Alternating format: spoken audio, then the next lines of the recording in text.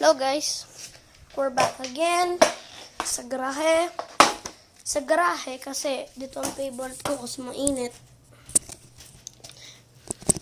Today I'm gonna show you how to steps to ollie. 4 steps. First step, practice your popping. Yung etong back foot mo, put dito sa center.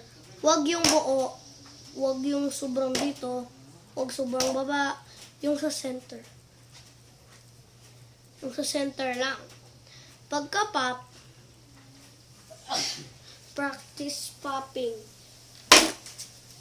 Ayun lang. Lagay lang sa gitna.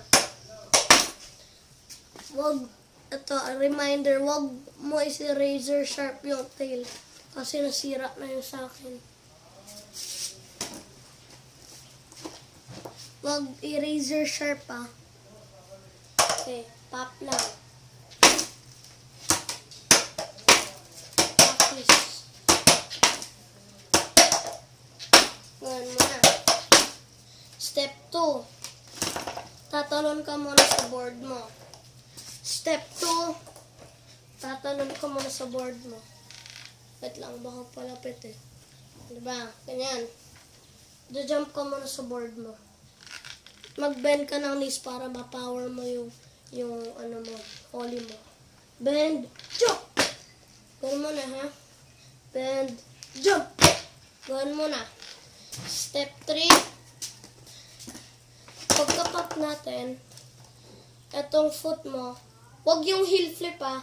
Yung heel flip, yung toes, sa side, pero ollie tayo. Lalagay yung buong foot dito. Then, pagka-pop natin, slide yung front foot. Practice mo yan ng mga 10 to 5 or 1 minute. Kung comfortable ka naman, try practicing pop naman. Okay? Step 4.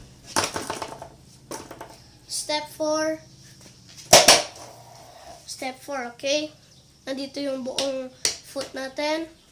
Dito yung center. Pop. Pagka-pop natin, and i-remove natin ang back foot natin. Hold ko lang dito, ha. Back foot natin. And then ito, isa-slide yung front foot.